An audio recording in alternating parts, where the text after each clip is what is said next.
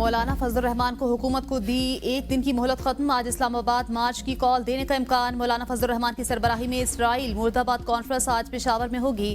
Conference में फलस्तीनी भाइयों के साथ यकजहती का इजहार किया जाएगा। नौशहरा में जलसे से खिताब में मौलाना फजल रहमान ने कहा, मदारिस को इंतहा पसंदी की तरफ धकेला जा रहा। मदारिस रजिस्ट्रेशन पर हुकूमत से तसादुम नहीं चाहते। हम सब्र से काम ले रहे, लेकिन हम डट के खड़े हैं।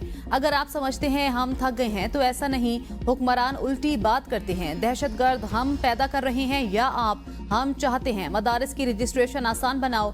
बगैर लाइसेंस वाला असलहा ज्यादा खतरनाक होता है। हम कहते हैं हमारे बैंक अकाउंट्स खोलो, वो बंद कर देते हैं। महंगाई की शरह गुज़श्ता 6 साल की कम तरीन सतह पर आ गई। आवाम से किए गए अपने हर वादे पर कायम है। वज़ीर आज़म शहबाज शरीफ की हफ्तावार महंगाई की शरह कम होने पर कौम को मुबारकबाद। बयान में कहा, आवाम की मुश्किलात के अजाले के लिए दिन रात मेहनत का अज़्म किया था। मुल्क की तरक्की और खुशहाली के लिए हमारी सियासी कुर्बानियां रायगा नहीं गईं। मुल्क माशी इस्तेहकाम के बाद तरक्की की जानिब तेजी से गामजन है। बतौर खादिमे पाकिस्तान अपने किए गए हर अहद पर कायम हूँ। मुल्क की तरक्की के सफर में तमाम स्टेक होल्डर्स अपना मुस्बत किरदार अदा कर रहे हैं। रोजगार की फराहमी, मुल्क की सनती तरक्की और गैर मुल्की सरमायाकारी में मजीद इजाफे के लिए इकदाम कर रहे हैं। वज़ीर आला खैबर पख्तूनख्वा अली अमीन गंडापुर ने इस्लामाबाद को सोमनाथ करार दे दिया। जल्द फतह करने का दावा। मीडिया से गुफ्तगू में कहा, महमूद गजनवी की तरह हमले करते रहेंगे, मुज़ाकरात से नहीं मानेंगे तो फतह करके दिखाएंगे। पानीपत के बराबर 5 हमले कर दिए, अब सोमनाथ की तरफ बढ़ रहे हैं। सिविल नाफरमानी का फैसला नहीं हुआ। पीपल्स पार्टी और नून लीग ने मिलकर ये गेम की। ये मुल्क के अंदर नफरतें फैलाकर खाना जंगी कराना चाहते हैं। हुकूमत ने हमारा मैंडेट चोरी किया हुआ है। अभी मुज़ाकरात होने हैं। हम मुल्क की खातिर बात कर रहे हैं। अगर हुकूमत मुज़ाकरात नहीं करती तो हम तो चल ही रहे हैं। गवर्नर केपी की एपीसी पर कहा, ऐसे शख्स ने एपीसी बुलाई जिसका कोई किरदार नहीं। गवर्नर वेला मुंडा है। इनकी एपीसी पर लानत भेजता हूँ। मौलाना फजल रहमान के बारे में सोचने के लिए फारिग नहीं हूँ। मदारिस का रजिस्टर होना जरूरी है ताकि सरमायाकारी ला सकें। राना सनाउल्लाह के नाकाबिल जमानत वारंट जारी। गिरफ्तार करके 12 दिसंबर को पेश करने का हुक्म। मुशीर वजीर आजम के खिलाफ थाना सैटेलाइट टाउन में दर्ज मुकदमा गुजरावाला की अदालत में जेर समात है। मुकदमा 16 अक्टूबर 2020 को पीडीएम के जलसे के रोज दर्ज किया गया था। पुलिस ने अपनी रिपोर्ट में राना सनाउल्लाह को बेगुनाह करार दे रखा है। चौक पे मैं 12:30 बजे तक बिल्कुल अकेली थी अपनी गाड़ी में। उसके बाद बहुत सी गाड़ियां जो आई थी वो उसके बाद आई थी, क्योंकि वो डी चौक जबरदस्ती खाली करा रहे थे। बुशरा बीबी का रात 12:30 बजे डी चौक पर मौजूदगी का दावा गलत निकला। बुशरा बीबी ने कहा था कि वो रात 12:30 बजे तक डी चौक में अकेली थी, कारकुनों को छोड़कर नहीं गईं। वाकयात के मुताबिक रात 8:30 बजे बुशरा बीबी और अली अमीन गंडापुर कलसूम प्लाजा से पीछे नादरा ऑफिस पर थे। 8:30 बजे के बाद डी चौक पर कारकुन मौजूद और कयादत गायब थी। बुशरा बीबी और गंडापुर एक ही गाड़ी में जिन्ना एवेन्यू से निकले। रात 11:57 पर बुशरा बीबी की गाड़ी तब्दील करने की फुटेज भी सामने आई थी। रात 11:30 बजे ऑपरेशन होने के बाद कारकुन भी डी चौक और जिन्ना एवेन्यू से चले गए थे। 12 बजे के बाद डी चौक और ब्लू एरिया में सिर्फ सिक्योरिटी फोर्सेज मौजूद थी।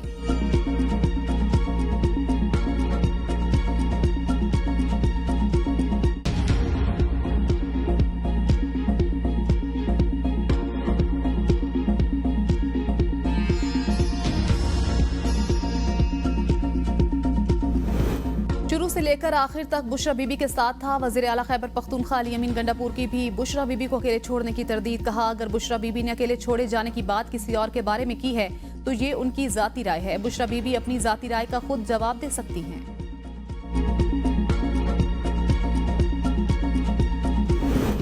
हुकूमत ने बैरिस्टर गोहर को कहा था, संजानी में बैठ जाएं, बानी पीटीआई को रिहा कर देंगे। काफिले पहुंच गए तो हुकूमत दबाव का शिकार हो गई। लोग एहतजाज के लिए आना शुरू हुए तो हुकूमत ने खौफजदा होकर बैरिस्टर गोहर को बुलाया था। बानी पीटीआई की बहन अलीमा खान की लाहौर में मीडिया से गुफ्तगू। कहा, हुकूमत ने दबाव में आकर बैरिस्टर गोहर को बानी पीटीआई से मुलाकात के लिए जेल भिजवाया। हुकूमत ने कहा था कि बानी पीटीआई को 20 दिन के अंदर रिहा कर दिया जाएगा। हमारा मुतालबा है कि केसेस के फौरी ट्रायल किए जाएं। ट्रायल शुरू होंगे तो लोगों की जिंदगियों के कई साल जाया होने से बच जाएंगे।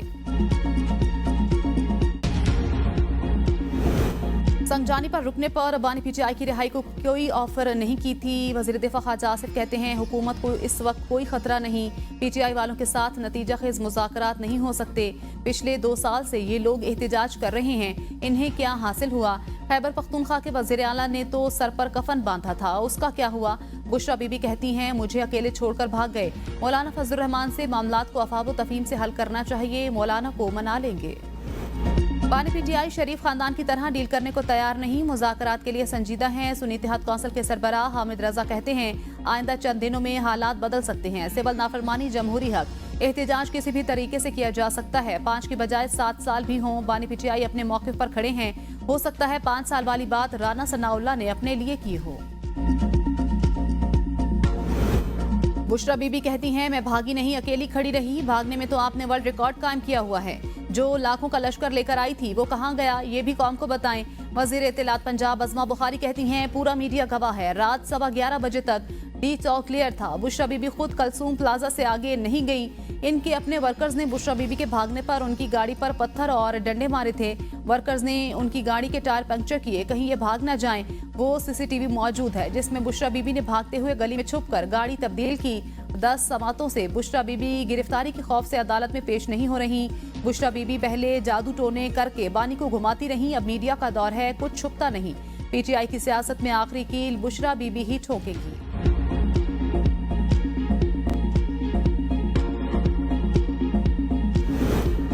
बंदूक की नोक से मुल्की मामलात हल नहीं हो सकते, हुकूमत का हसास मामलात को दबाना दुरुस्त नहीं। डी चौक वाक़े की जिम्मेदार हुकूमत है। साबिक वज़ीर आज़म शाहिद खाकान अब्बासी की मिफ्ता इस्माइल के हमरा प्रेस कॉन्फ्रेंस, कहा जो निज़ाम आज मुल्क में चल रहा है इससे मुल्क आगे नहीं बढ़ेगा। हुकूमत और अपोजिशन का रवैया मामलात उलझाने वाले हैं।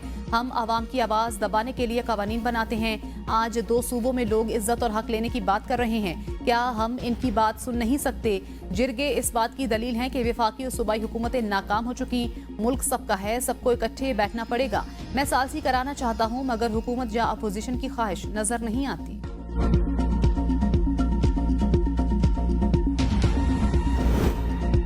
सुप्रीम कोर्ट के सीनियर जज जस्टिस मंसूर अली शाह की मुस्ताफी होने के हवाले से खबरों की तरदीद। सहाफी ने सवाल किया क्या आपके मुस्ताफी होने से मुतल्लिक अफवाहें दुरुस्त हैं? जस्टिस मंसूर अली शाह ने कहा पता नहीं आपको ये फिक्र कहाँ से लाहक हुई, ये सब कयास आराइयां हैं, हम कहीं भागकर नहीं जाएंगे। मैं जो काम कर सकता हूँ वो जारी रखूंगा।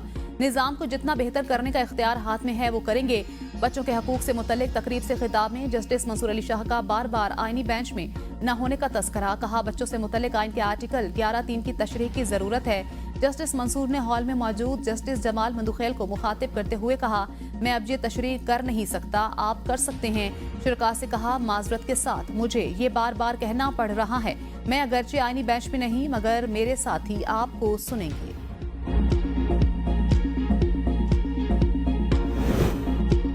हुकूमत ने मौलाना के मुतालबे पर पार्लियामान से मदारिस बिल मंजूर करवाया। वजीर मजहबी अमूर चौधरी सालिक हुसैन कहते हैं चंद कानूनी पेचीदगियों की वजह से मदारिस बिल को कानूनी शक्ल देने में कुछ वक्त दरकार है। रजिस्ट्रेशन का पूरा अमल रोल बैक नहीं किया जाएगा। मदारिस तालीमी इदारे हैं ना कि सनती इदारे, वजारत तालीम के तहत ही रजिस्टर होंगे। अलामा ताहिर अशरफी बोले मदारिस के खिलाफ कोई कार्रवाई नहीं होने जा रही। 18,000 के करीब मदारिस वजारत तालीम से मुंसलिक हो चुके। हमारा मुतालबा ही दीनी तालीम को वजारत तालीम से मुंसलिक करने का था। पीटीआई का एजेंडा पाकिस्तान को तबाह करना है। वफाकी वजीर अहसन इकबाल का तकरीब से खिताब, कहा पीटीआई का एजेंडा पाकिस्तान को बदनाम करना है। एहतजाज और धरने की सियासत को दफन करना होगा। एक अनाड़ी शख्स ने तरक्की के सफर को रोका। पीटीआई की हुकूमत ने मुल्क को दिवालिया होने की तरफ भेजा। ये सियासी जमात पाकिस्तान के दुश्मनों के हाथों यरगमाल बन चुकी। इसराइली लॉबी चाहती है कि लोगों की तवज्जो गजा से हटकर पाकिस्तान की जानिब चली जाए। इसराइली लॉबी पीटीआई की हिमायत कर रही है।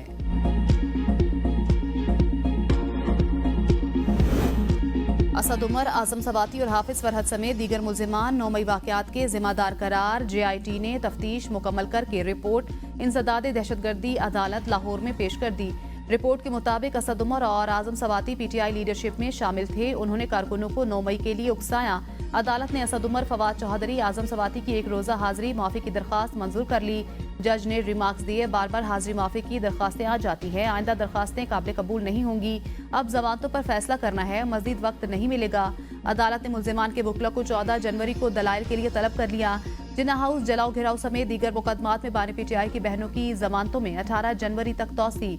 इंसदाद दहशतगर्दी अदालत लाहौर ने पुलिस से तफ्तीशी रिपोर्ट तलब कर ली। बानी पीटीआई की बहन अलीमा खान रोस्टम पर आ गई। कहा 4 अक्टूबर को जेल में थी, फिर भी 5 अक्टूबर के मुकदमे में नामजद कर दिया। अदालत ने इस्तफसार किया, ये कैसे नामजद हुई। तफ्तीशी ने जवाब दिया, इन्होंने कारकुनों को उकसाया। जज ने रिमार्क्स दिए, मैं आखिरी मौका दे रहा हूँ, पुलिस आइंदा अपनी तफ्तीश मुकम्मल करे, आइंदा इस जमानत में तारीख नहीं मिलेगी। एहतजाज से 190 अरब रुपए का यौमिया का मुआशी नुकसान होता है। सेल्स टैक्स चोरी से बिजनेस मॉडल नहीं चल सकता। वफाकी वजीर खजाना मोहम्मद औरंगजेब का तकरीब से खिताब। कहा होलसेलर्स और रिटेलर से टैक्स लेने का फैसला बरकरार है। हुकूमत किसी की भी हो, माशी तरक्की के लिए पॉलिसियों का तसलसल लाजिम। मुल्क में माशी तरक्की के लिए सियासी इस्तेहकाम जरूरी है। हुकूमत की बेहतरीन हिकमत अमली से महंगाई बतदरीज कम हो रही है। तिजारत और सरमायाकारी के फरोग के लिए इकदाम नागुज़ीर हैं। सरमायाकारों को सहूलियात की फराहमी हमारी जिम्मेदारी है। प्राइवेट सेक्टर के इदारों के मसाइल को हल किया जाएगा। सबको मिलकर मुल्क की तरक्की के लिए पॉलिसियों को जारी रखने के लिए इकदाम करना होंगे। पेट्रोलियम मसनूआत की स्मगलिंग के हवाले से मुल्क गिर सतह पर इकदाम किए जा रहे हैं। ममनुआ अशिया की सप्लाई और फरोख्त रोकने के लिए काम कर रहे हैं।